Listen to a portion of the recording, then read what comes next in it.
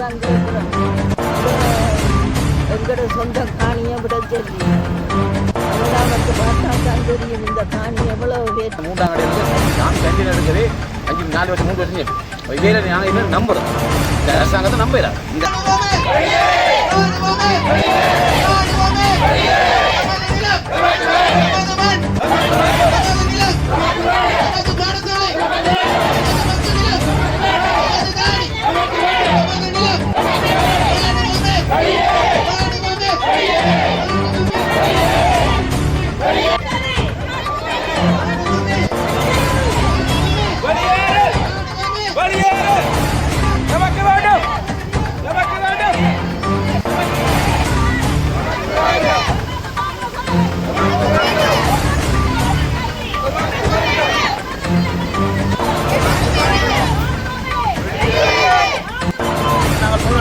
பொழுது இராணுவத்தினருடைய சாணியினாலே இந்தியர்கள் எல்லோரும் இருந்த சமயத்தில் இராணுவ தளபதிகள் எல்லோரும் இருந்த சமயத்தில் கேப்பாப்பு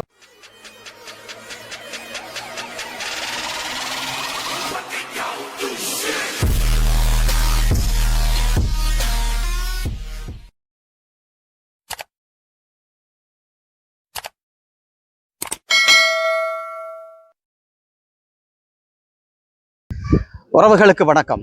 நான் உங்கள் ஆர்கே ரஜி. இன்றைய நாளிலே நாங்கள் முல்லைத்தீவு மாவட்டத்தில் இருக்கின்ற கேப்பாப்புலவு என்ற ஒரு பிரதேசத்திலே நின்று கொண்டிருக்கின்றோம். அந்த வகையிலே உங்களுக்கு தெரியும், ஆரம்பகாலம் தொடக்கம் இன்று வரைக்கும், அதாவது யுத்தம் மௌனிக்கப்பட்டதுக்கு பிறகு இன்று வரைக்கும் இந்த கேப்பாப்புலவு காணி விடுவிப்பு என்பது ஒரு கேள்விக்குறியாக இருக்கிறது. பல அரசாங்கங்கள், பல ஜனாதிபதிகள் வந்து போகிறார்கள் ஒழிய, ஆனால் இந்த மக்களுக்குரிய நிரந்தர தீர்வு இல்லை என்பது குறிப்பிடத்தக்கது. நாங்கள் அதையும் இந்த எங்களுடைய தமிழ் மக்கள் பார்த்து கொண்டிருக்கிறார்கள். மிகவும் விமர்சன ரீதியாக சில கோரிக்கைகளை இந்த இடத்திலே வைப்பதை நாங்கள் காணக்கூடியதாக இருந்தது.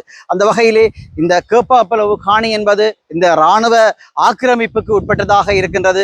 எங்களுடைய மக்கள், உங்களுக்கு தெரியும், காலம் கடந்தும் யுத்தம் முடிவடைந்து விட்டது என்று கூறுகிறார்கள். உங்களுக்கு தெரியும், மழை விட்டும் தூவானம் விடாத ஒரு நிகழ்வாக இந்த இடத்திலே நிகழ்ந்து கொண்டிருக்கிறது. யுத்தம் முடிவடைந்து விட்டது, ஆனால் மக்கள் தங்களுடைய நிரந்தர பூர்வீக காணிக்குள் குடியமர வேண்டும். அவர்களுடைய முன்னோர்கள் வைத்து விட்டு போன இந்த பயன் தரக்கூடிய தென்னம்பிள்ளைகளும் சரி அல்லது மாமரங்களும் சரி பயன்பெற வேண்டும் என்ற ஒரு ஆசை அவரிடம் இருக்கிறது. ஆனால் அது நடக்காமல் அந்த வாழ்வாதாரங்களை இராணுவத்தினர் எடுத்து தங்களுக்கு விற்பதாக இந்த இடத்திலே ஆர்ப்பாட்டக்காரர்கள் கூறுவதையும் நாங்கள் காணக்கூடியதாக இருக்கிறது. இந்த ஆர்ப்பாட்டம் வராது ஏன் நடக்கிறது, என்னத்துக்கு நடக்கிறது, விரிவாக ரஜிபுல்லா யூடியூப் சேனலை பாருங்கள்.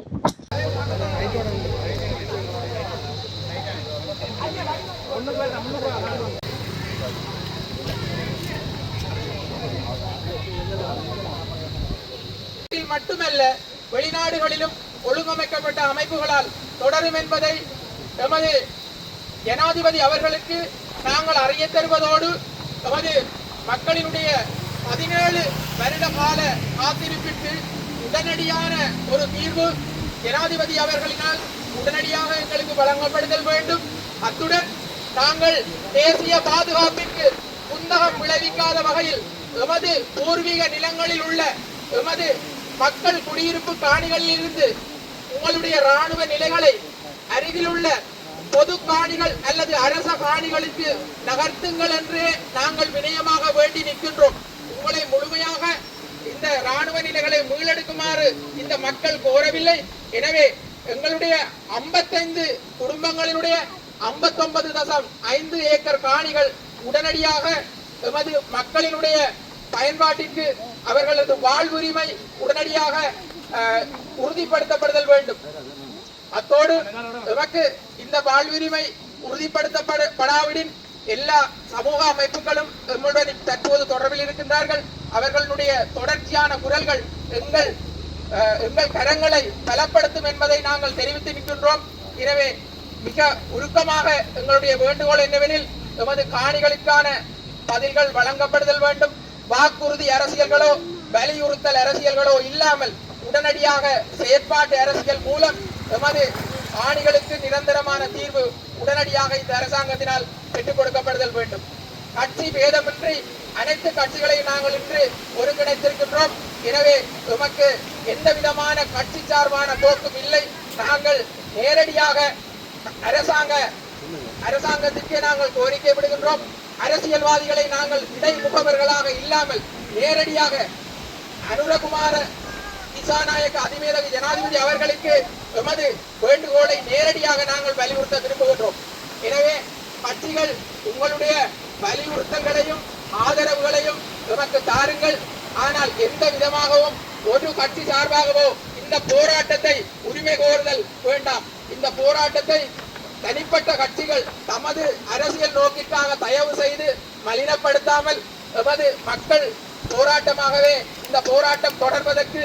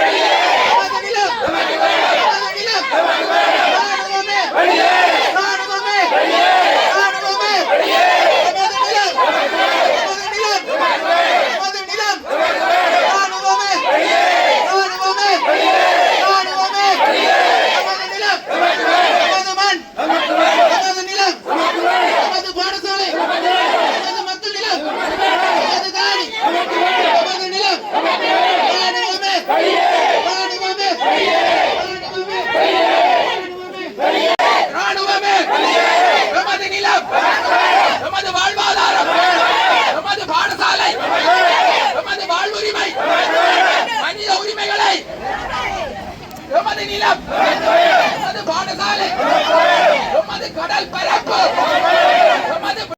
சமூக அமைப்பு கட்டிடங்கள் வாழ்வுரிமை இடங்கள் இது எங்களுடைய பூர்வீக சொத்து. எங்கள் நிலம் பரம்பரை நிலம், மூதாதையர் நிலம், நந்திக்கடல், வயல் நிலங்கள், மக்களின் நிலங்கள், பரம்பரை நிலங்கள். ராணுவமே எமது நிலம் பரம்பரை சொத்து. ராணுவமே உடனடியாக எமது நிலம், எமது வாழ்வுரிமை, எமது பரம்பரை நிலம்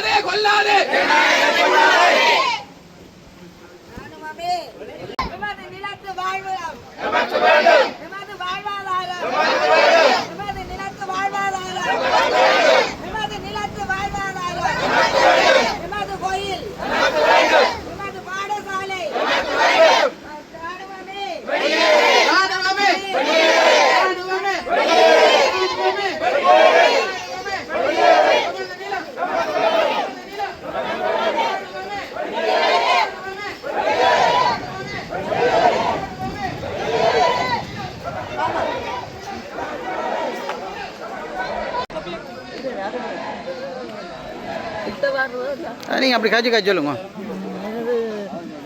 நாங்கள் வாழ்ந்த இடம் இந்த கோபாலகம். எங்களுக்கு வயது போய் பிள்ளை ஒட்டிகளுக்கும் வயது போய் கண்டுக்கிட்டோம். ஆனால் ராணுவம் விடும் விடும் என்று பார்த்தா இன்னும் விட இல்லை. அடவுடியாக இருக்கணும். அங்கரை சொந்த காணியில் இருக்குமா போலே இருக்கணும். நாங்கள்லாம் திருவழியே இருக்கிறோம். அப்போ நாங்கள் இதுக்கு இந்த வழியாக நேராக அங்கே இருக்கிறோம். இந்த எங்களோட சொந்த காணியை விட சொல்லி அதனால் வந்து பார்த்தா தான் தெரியும் இந்த காணி எவ்வளோ வேற்ற காணி இருக்குதுன்ட்டு. அப்போ ஆனபடியால் அனிதாவுக்கு நன்றி ஊர்றோம். எங்களோட காணியை விட சொல்லி. உங்களோட காணி இருக்கா? சொல்லுங்கள். அந்த முன் சாதாரணத்துக்கு நேரத்து உங்களுக்கு காணி அந்த காணி 3 ஏக்கர் காணி உங்களோட காணி. அப்போ இப்போ நீங்கள் எங்கே இருக்கிறீங்க? நாங்கள் இப்போ கேப்பாவில் இல்லை. இந்த காணி இல்லாதால உங்களுக்கு என்ன இப்போ எவ்வளோ வருமானம் இல்லை. எங்களோட பூர்வீக காணின்னா நாங்கள் வாழையை தென்னை புள்ளி அதை வச்சு வருமானத்தை விட்டோம். அது இல்லை. எங்களோட பிள்ளைகளுக்கு அடுத்த கட்ட நடவடிக்கை காலைக்கிற காணியத்தை பிள்ளைகளுக்கு கொடுக்கலாம். பிடிச்சி ஒன்றும் இல்லை. இந்த ஆர்ப்பாட்டம் மூடாக எங்களுடைய அரசாங்கத்துக்கு இந்த நல்லாட்சி அரசாங்கம்னு சொல்லி கொண்டிருக்க இந்த அரசாங்கத்துக்கு என்ன பொருள் நான் ஏற்றுக்கொள்ள மாட்டேன். ஏனெண்டா நல்லாட்சி வந்து 100 நாளில் இந்த காணிகள் எல்லாம் முடிவுச்சுன்னு சொல்லுது. இந்த வரைக்கும் இந்த 3 எடுத்துக்காட்ட இந்த 3ஆம் கடையில் கேண்டி நாம கேண்டீன் எடுக்கவே 4 வருஷம் 3 வருஷம் சொல்லு. வேறு நாங்கள் என்ன நம்புறது? இந்த அரசாங்கத்தை நம்புகிறார். இந்த அரசாங்கத்தை நம்பிக்கை இல்லை. எங்களோட மக்களுக்கு இந்த அரசாங்கம் சரியாக செய்ய முடியும். நாங்கள் நம்பிக்கை இல்லை. இதால் எனக்கு எந்த பிரச்சனை வந்தாலும் நான் அதை ஏற்றுக் கொடுத்தேன்.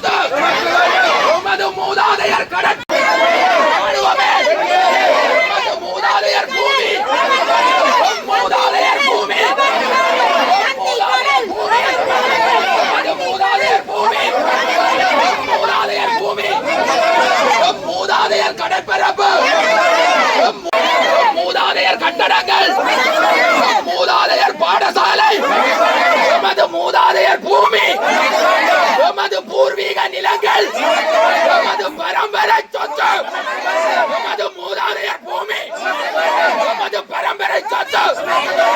ராணுவமே ராணுவமே ராணுவமே ராணுவமே ராணுவமே ராணுவமே ராணுவமே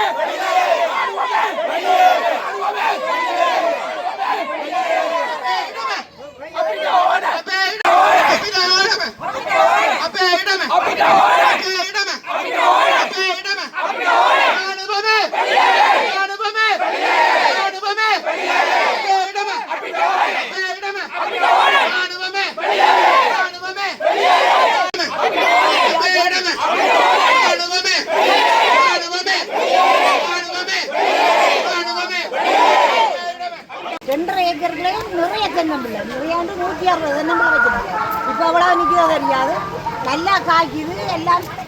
கடல் கரையோட எங்களுக்கு வீடு, ஆத்தங்கரையோட எங்களை வீடு.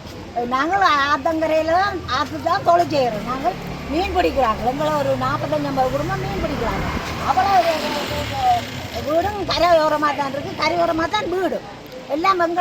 எங்களோட சகோதரத்தின் வீடு 4 எங்கே தங்கச்சிண்டி அக்காண்டின்னு சொல்லி எல்லாம் கல்வீடு. கேப்பாபிலவு, புளியவளை, முல்லைத்தீவு. அன்றகுமார திசாநாயக்க அதிமேதகு ஜனாதிபதி, இலங்கை ஜனநாயக சோசலிச குடியரசு. கேப்பாபிலவு பூர்வீக நிலமீட்பு தொடர்பானது. அதிமேதகு ஜனாதிபதி அவர்களே, யுத்தம் நடைபெறும் போதும் அகதிகளானோம். யுத்தம் முடிவிட்டு 2 தசாப்தங்கள் நிறைவடையும் வேளையிலும் கடந்த கால அரசுகளாலும் அரச நிர்வாக இயந்திரங்களாலும் அகதிகளாகவே அலைக்கழிக்கப்படுகின்றோம். பூர்வீக தொழில்களை தவிர வேறு தொழில்கள் அறியாத மக்கள் விவசாய நிலங்களுக்கு பதிலாக சிறிய காணி துண்டினை வழங்கியும் மீனவர்களுக்கான கடற்பரப்பை பறித்தும் ஏற்கனவே யுத்த வடுக்களை சுமந்த மக்களை மீண்டும் நிற்கதியாக்கி இருக்கின்றீர்கள். அரசியல்வாதிகளும் அரச நிர்வாக இயந்திரமும் பூர்வீக கிராம மக்களுக்கு காணிகள் மீளளிக்கப்படும் என்ற வாக்குறுதியை வழங்கிவிட்டு மக்கள் போராட்டம் இடம்பெற்றிருக்கும் போது மக்களின் குடியிருப்பு காணிகளில் இராணுவ கட்டிடங்களை அமைத்தது ஜனநாயகத்திற்கு முரணான செயற்பாடாகும். தேசிய பாதுகாப்பு உட்பட எவ்வித தேவைகளாயினும் சரி, காணிகளை சுவீகரிப்பதாய் அரச வர்த்தமானி வெளியிடப்பட்டு அதன் பின்னர் மக்களுக்கு நட்டஈடு வழங்கப்பட்ட பின்னரே உத்தியோகபூர்வமாக சுவீகரிக்க முடியும். ஆக குறைந்தது ஒரு மக்கள் கலந்துரையாடல் கூட இல்லாமல் இக்காணிகளை கையகப்படுத்தியதானது அப்பட்டமான மனித உரிமை மீறலாகும். பொதுவான இராணுவம் உருவாக்கப்படுவது மக்கள் உயிர், உடைமை, அத்தோடு அவர்கள் வாழ்விடங்களையும் பாதுகாப்பதற்காகவே அன்றி மக்கள் சம்மதமின்றி அவர்கள் நிலங்களை முறையற்ற வகையில் ஆக்கிரமிப்பதற்காக அல்ல. தேசிய பாதுகாப்பிற்கு குந்தகம் விளைவிக்காமல் எமது நிலங்களில் உள்ள இராணுவ வாகன தரிப்பிடங்கள், சிற்றுண்டி சாலைகள், விளையாட்டு மைதானங்கள் மற்றும் கேளிக்கை விடுதிகளை அருகில் இருக்கும் அரச காணிகளுக்கு நகர்த்துங்கள் என்று மட்டுமே நாங்கள் கோரிக்கை விடுக்கின்றோம். அருகில் இருக்கும் அரசு நிலங்கள் இந்நிலங்களைப் போலவே இராணுவ இருப்புக்கு கேந்திர முக்கியத்துவம் வாய்ந்ததாகும். வடமாகாணத்தில் கணிசமான மக்கள் உங்கள் மீது நம்பிக்கை வைத்து வாக்களித்துள்ளனர். அந்த நம்பிக்கைக்கு பாத்திரமாக பாதுகாப்பு அமைச்சர் என்ற வகிபாகத்தில் இராணுவ சர்வாதிகார போக்கினை நீக்கி தசாப்தங்களாக தார்மீக வழியில் போராடி வரும் எங்களுக்கு இனியும் காலம் தாழ்த்தாமல் எமது பூர்வீக நிலங்களில் வாழ்வதற்கான உரிமையை உறுதிப்படுத்துமாறு வினயமாக வேண்டி நிற்கின்றோம். அத்தோடு இன்று சர்வ கட்சிகளையும் நாங்கள் இங்கு அழைத்து நிற்கின்றோம். எந்த விதமான தனிப்பட்ட அரசியல் கட்சிகளோடும் நாம் இணைந்து செயற்படவில்லை. அனைத்து பிரதிநிதிகளையும் நாங்கள் இங்கு உள்ளடக்கி இருக்கின்றோம். எமது போராட்டத்திற்கு தனிப்பட்ட அரசியல் கட்சிகள் எதுவுமே உரிமை கோர முடியாது. இது வெறுமனே ஒரு மக்கள் போராட்டம் என்பதனையும் நாங்கள் உங்களுக்கு தெரியப்படுத்த விரும்புகின்றோம். நன்றி. மதிப்புக்குரியவர்களே, அனைவருக்கும் அன்பான வணக்கம். கேப்பாப்பிலவு மக்கள் என்பது ஒரு பூர்வீக குடிகள். அண்மையில் நடந்த சம்பவம் ஒன்றை சொல்லுகின்றேன். பாராளுமன்றத்திலே அமைச்சுசார் ஆலோசனை குழு கூட்டத்திலே பாதுகாப்பு அமைச்சினுடைய கூட்டம் நடைபெற்ற போது ஜனாதிபதி அவர்கள், பிரதி பாதுகாப்பு அமைச்சர் அவர்கள், பொதுமக்கள் பாதுகாப்பு அமைச்சர்கள் எல்லோரும் இருந்த சமயத்தில், இராணுவ தளபதிகள் எல்லோரும் இருந்த சமயத்தில் கேப்பாப்பிலவு விடயமாக நான் கதைத்த போது அந்த கேப்பாப்பிலவு விடயத்தினுடைய அந்த கோரிக்கை விடும் நடவடிக்கை ஒன்றுமே ஜனாதிபதி மட்டத்துக்கு போகவில்லை. இராணுவ தளபதிகள் மட்டோடையே நிறுத்தப்பட்டிருந்தது. அப்போது நான் உடனே சொன்னேன், உங்களுக்கு இராணுவ தளபதிகள் பொய் கூறுகின்றார்கள். காணி விடுவதற்குரிய பரிகாரங்கள் செய்கிறேன் பிள்ளைகள் என்று சென்றது எல்லாருக்கும் தெரியும். அந்த வகையிலே இவர்கள் 10 நாளாக ஆளுநரிடத்திலே பதிலை கேட்டு நிற்கின்ற இந்த மக்களுக்கு உங்களுடைய கட்சி சார்பில் இப்போ இருக்கின்ற தலைமையாக இருந்தாலும் சரி, செயலாளராக இருந்தாலும் சரி, யாராக இருந்தாலும் சரி, இந்த கட்சி சார்பிலே இந்த போராட்டத்திற்கு சமூகம் அளிக்காததற்கு காரணம் என்னென்று நீங்கள் ஒன்று கூற வேணும். ஒன்று, யாழ்ப்பாணத்திலே மன்னாரிலே கிளிநொச்சியிலே நடைபெறுகின்ற அத்தனை போராட்டங்களுக்கும் உங்களுடைய கட்சியில் இருக்கின்ற தலைவர் செயலாளர் அனைவரும் சென்றிருக்கின்றார். முல்லை மாவட்டத்திலே இந்த ஏழை மக்கள் படுகின்ற இந்த கஷ்டத்தை உங்களுடைய கட்சி இவ்வளவு 10 நாளும் திரும்பி பார்ப்பதற்கு காரணம் என்னன்றதை கௌரவ பாராளுமன்ற உறுப்பினர்களை எங்களுக்கு நீங்கள் கூறி வைக்கிறேன். இதில் என்னால் சொல்லக்கூடியது, நான் உங்கள்கிட்ட நடுகவா அது சரி, புலக்குடிப்பு 30 நாளும் உங்களோட சேர்ந்து சாப்பிட்டு உங்களோட இருந்து போராட்டி போட்டு இடம் விடுபடைக என்ன உங்களோட மக்கள் எல்லாரும் தூக்கி வச்சு கொண்டாடின அந்த இடம் விடுபட்டதுக்கு. அதே மாதிரி 2.5 வருஷத்துக்குள்ள நடந்த கேப்பாப்பிளவு போராட்டத்தில் கிட்டத்தட்ட 1 வருஷத்துக்கு மேலேயாவது நான் வந்திருப்பேன், நடுக வந்தது. இப்போவே போராட்டத்துக்கும் நான் இங்கே பாராளுமன்றத்துக்கு போனதை கூட வந்து கொண்டிருக்கேன். கட்சியால் நான் வந்தாலும் ஒன்று தான், அவியல் வராத ஆக்கிரமிச்ச உங்களோட கருத்துக்களை நான் சொல்லுவேன். வராத இப்படி பொதுமக்களால் கோரிக்கப்படப்பட்டது, அதால் நீங்கள் விரையில்லை என்று குற்றம் சாட்டப்பட்ட என்று சொல்லுவனையும் ஒழிக்க நான் விரையில்லை என்று இல்லை. நானும் ஒரு கட்சி தான். தம்பியார்கள் சொன்ன மாதிரியாவது நல்ல முடிவு. நானும் ஏற்கனவே சொன்னேன், கட்சி சார்பற்ற விதத்தில் இந்த போராட்டத்துக்கு எல்லா கட்சிகளும் ஒன்றுபட்டு நிற்க வேணும். ஒரு கட்சி அண்டு இல்லை. நான் பாராளுமன்ற உறுப்பினர் என்ற வகையிலையும் என்னுடைய வகைபாகத்தை வேலை கிளியராக தான் செய்து கொண்டு வரேன். என்னில் ஏதும் குறை இருந்தால் நீங்கள் சொல்லுங்க. மற்றும்படி நான் இந்த தகவலை உயர்படுத்த கொண்டு நாங்கள் பங்கெடுத்து கொண்டிருக்கின்றோம். கடந்த 2009ஆம் ஆண்டு யுத்தம் நிறைவடைந்து இன்று 17 ஆண்டுகள் கடந்துவிட்ட நிலையிலும் இந்த கேப்பாப்பிளவு மக்களுடைய இந்த காணிகள் இதுவரை விடுவிக்கப்படாமல் இருக்கிறது. 55 குடும்பங்களைச் சேர்ந்தவர்கள் 59.5 ஏக்கர் நிலங்களை விடுவிக்குமாறு கோரி இந்த போராட்டத்திலே கடந்த 10 நாட்களாக போராடி கொண்டிருக்கிறார்கள். உண்மையிலே 2012ஆம் ஆண்டு நான் நினைக்கின்றேன், என்னுடைய நினைவு சரியாக இருந்தால், முல்லைத்தீவு நகரத்திலே நாங்கள் முதன்முறையாக கேப்பாப்பிளவு விடுவிக்க சொல்லி நாங்கள் போராடி இருந்தோம். மிக கடுமையான காலகட்டம் அது. இராணுவத்தினருடைய நெருக்கடிகள் எங்களுக்கு உண்மையிலே நாங்கள் போராடி கொண்டிருந்த பொழுது இராணுவத்தினருடைய சாணியினாலே கழிவு தண்ணியினாலே எங்களுக்கு மீது சேற்றை வாரி எறிந்தார்கள். அவ்வாறு சரியா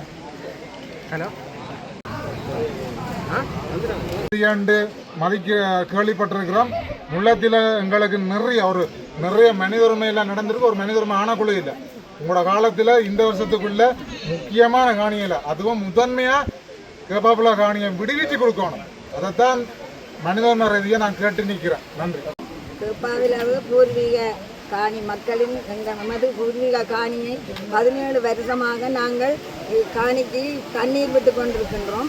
ஆனால் 17 வருஷம் போராட்டம் முடிஞ்சு எல்லாரும் தம் தம் சொந்த இடத்திலே தம் எல்லா இடத்திலேயுமே வாழுகிறார்கள். நாங்கள் மட்டும்தான் இந்த 57 குடும்பம் நாங்கள் நடு ரோட்டிலான் இருக்கின்றோம். ஆனால் போராட்டம் முடிந்தது. ஆனால் எங்கட நிலைமை ரோட்டு தான். ஆனால் எங்கட பொதுவாக சொல்ல போனால், இந்த கிராமத்தை பற்றி சொல்ல போனால், எங்கட காணியில் 4 ஏக்கர் காணியில் நாங்கள் தென்னம்புள்ள வச்சு கரண்ட் இல்லை. அந்த நேரம் கரண்ட் இல்லை. நாங்கள் கிணத்தில் அவர் தண்ணியா நான் அள்ளி ஊற்ற அவர் கொண்டு போய் குடத்தில் ஊற்றித்தான் வளர்த்த தென்னம்புள்ள. இந்த தென்னம்புள்ள நான் எண்ணி அள்ளுவேன் அந்த தண்ணி குடத்தை. என்னால் கையெல்லாம் சிவந்து செத்தம் கூடி வந்திருக்கும். இவைகளெல்லாம் குழந்தை பிள்ளைகள் எல்லாம் சின்னங்க. அப்படி வளர்த்த தென்னம்பிள்ளையில இன்றைக்கு வாழ்வாதாரத்தை உடனடியாக விடுவிக்கப்பட வேண்டும். வறுமையின் விளிம்பிலே வாழ்ந்த மேல்விளங்கிய ஜனாதிபதி அவர்கள் வறுமையின் விளிம்பிலே வாழ்ந்தவர். இந்த மக்கள் படுகின்ற வறுமை, துன்பங்கள், துயரங்கள் அத்தனையும் நீங்கள் துடைத்தெறிவீர்கள் என்ற அந்த நம்பிக்கையிலே தான் இந்த மக்கள் இந்த இடத்திலே இந்த போராட்டத்தை ஆரம்பித்திருக்கிறார்கள். இவர்களுடைய பூர்வீகமான காணி, பூர்வீகமான பாடசாலை, பூர்வீகமான பொதுநோக்கு மண்டபங்கள், பூர்வீகமான விளையாட்டு மைதானங்கள் அத்தனையும், தேவாலயங்கள், மதஸ்தலங்கள், இடுகாடுகள் அனைத்தும் உடனடியாக இந்த மக்களுடைய கையிலே எதுவித எழுத்துகளுமின்றி உடனடியாக மக்களை கூப்பிட்டு அவர்களுடைய கையிலே இந்த பூமியை கையளிக்க வேண்டும் என்று நான் மன்றாட்டமாக. கேப்பாப்பிளவு பூர்வீக மக்களாகிய நாம் இன்று 17 வருடங்களாக எங்களுடைய பூர்வீக வாழ்விடம் கோரி இன்று திருவழி போராட்டமாக இருக்கின்றோம். எங்களுடைய வாழ்க்கையே போராட்டம், போராட்டமே வாழ்க்கையாக அமைந்த இந்த வேளையிலே கடந்த மாதம் எங்களுடைய பாராளுமன்ற உறுப்பினர் கௌரவ ரவிகரன் சார் அவர்கள் மூலம் பாதுகாப்பு செயலாளருடைய தகவல் ஒன்று எங்களுக்கு கிடைத்தது. அந்த தகவல்களிலே தகவல் அத்தனையும் உண்மைக்கு புறம்பான தகவல் என்பதை அறிந்தனா நாங்கள் நலன்புரி நிலையத்திலே எவ்வாறு வாழ்ந்தோம், இந்த கோரிக்கையோடு இருந்தோம், எங்களை எவ்வாறு எழுதி வரப்பட்டது, எவ்வாறு இங்கே கொண்டு வரப்பட்டோம், எவ்வாறு இருத்தப்பட்டோம், எங்களிடையே ஒப்பந்தங்கள் செய்யப்பட்டதா அல்லது கச்சாத்திடப்பட்டதா என்றது அனைத்தும் எங்களுடைய கௌரவ ஆளுநர் அவர்களுக்கு தெரியும்.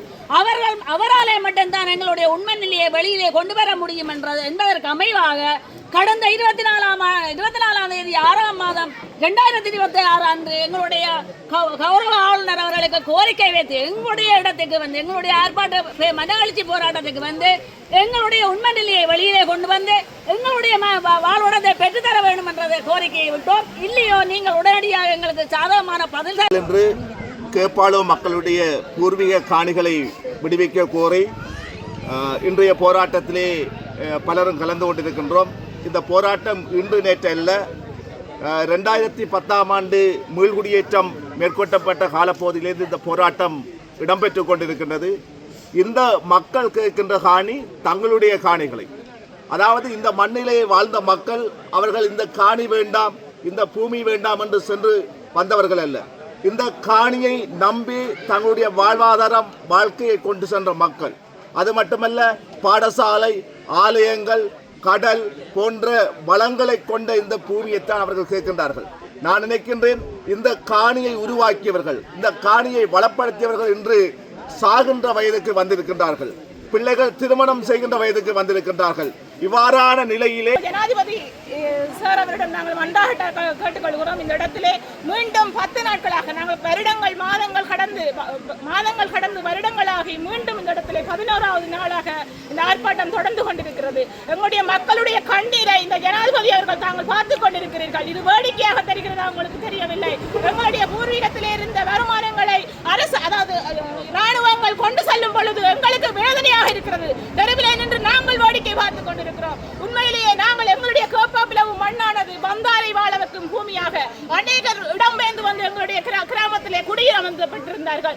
அவர்கள் வேறு இடத்துக்கு கூலி வேலைக்கு செல்லாமல் இந்த இடத்திலே நாங்கள் அவர்களுக்கு வேலை வாய்ப்புகள் கொடுத்து அவர்கள் அன்றாடம் உணவு உண்பதற்கு நாங்கள் வழிவகுத்துக் கொண்டிருந்தோம். நாங்கள் கடைசி வரைக்கும் இடம்பெயராமல் வாழ்ந்த ஒரு கிராமம். கடைசி யுத்தத்திலே நாங்கள் இடம்பெயர்ந்து வள்ளிகுணம், விஸ்வமடி எல்லா இடமும் சென்று கடைசியாக முள்ளிவாய்க்கால் சென்று உயிர்களையும் உடைமைகளையும் உணர்ந்து நாங்கள் அகதிமுகமாக செல்லும் பொழுது நாங்கள் ஒரு எண்ணத்தை நாங்கள் மனதில் வைத்திருந்தோம், எங்களுடைய பூமியிலே இவர்கள் மீள்குடியேற்றம் செய்வார்கள் என்று.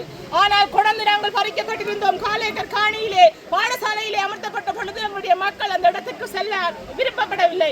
ஆனால் அவர்கள் பலாக்கட்டாயமாக அந்த இடத்திலே கொடந்து கிராமத்திலே விடுவித்திருந்தார்கள். விடுவித்த பொழுது நாங்கள் அப்பவும் வேண்டியிருந்தோம் எங்களுடைய பூர்வீகமான காணிகள் விடப்படும் என்று. அந்த காணிகள் விடப்படவில்லை. எங்களுடைய பாடசாலைகள் பொது இடங்கள் எல்லாம் மறு இடத்திலே தான் காணப்படுகிறது. ராணுவத்துக்கு அரச காணிகள் இருக்கிறது. ஏன் மக்களுடைய சொத்தை அபகரிக்கின்றீர்கள்? தயவு செய்து நாங்கள் மன்றாட்டாக கேட்டுக்கொள்கிறோம். இந்த காணி விடும் வரை நாங்கள் கோரிக்கை உங்களிடம் விடுக்க மாட்டோம்.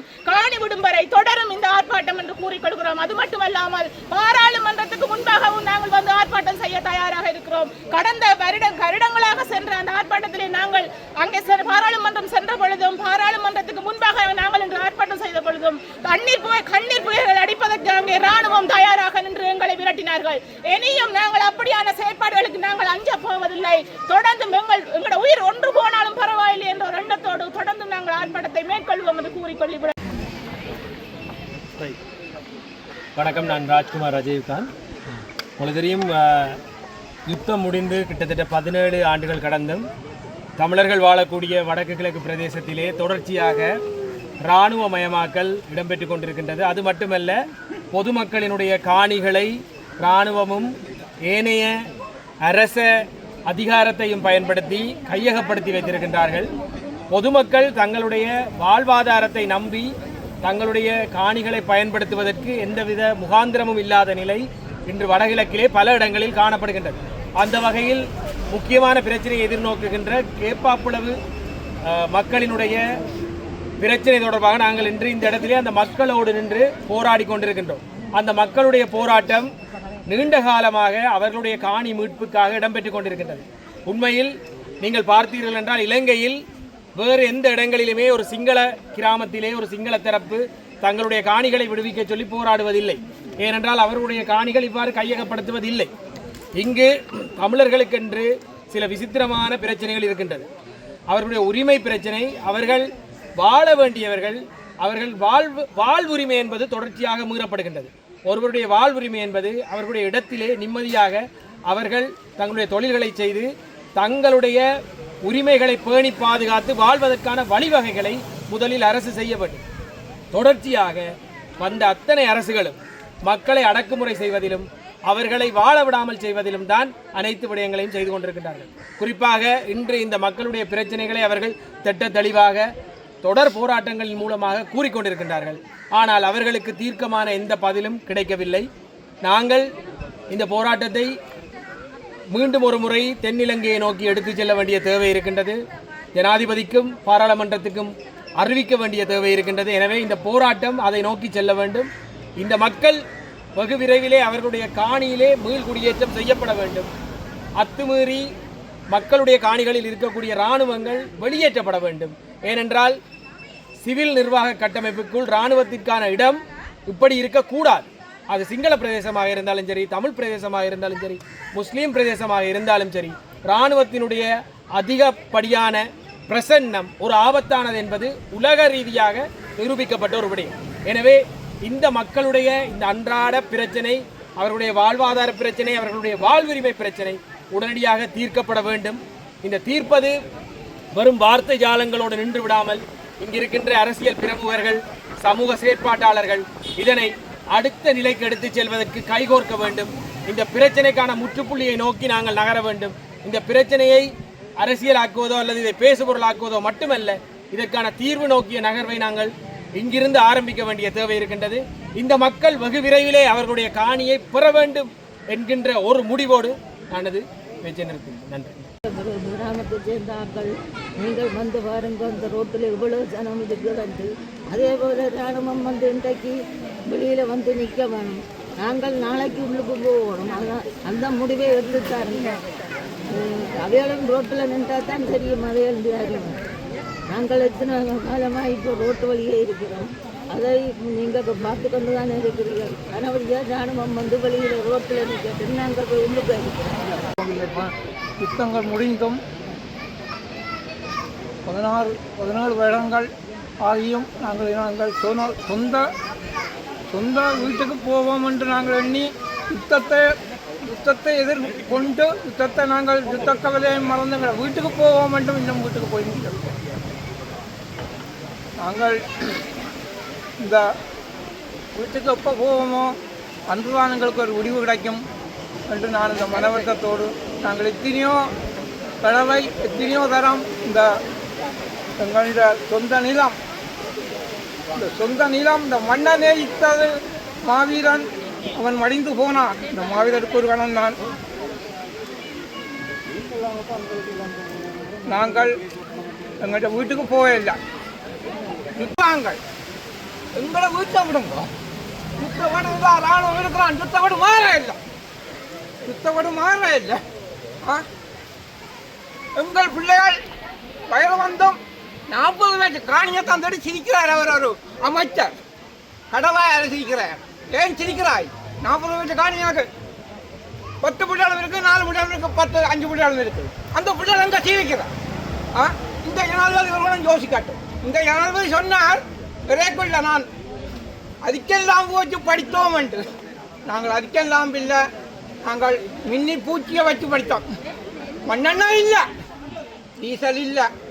நாங்கள் அப்படி படித்து நான் இந்த பாலோ பள்ளிக்கூடத்தில் 5ஆம் ஆண்டு படித்த நான் அந்த அறிவை பற்றி தான் நான் இப்போ கதைக்கிறேன். எங்கள் வீட்டை விட்டோமோ அன்றைய தாங்களுக்கு தமிழனுக்கு ஒரு முடிவு கிடைக்கும்.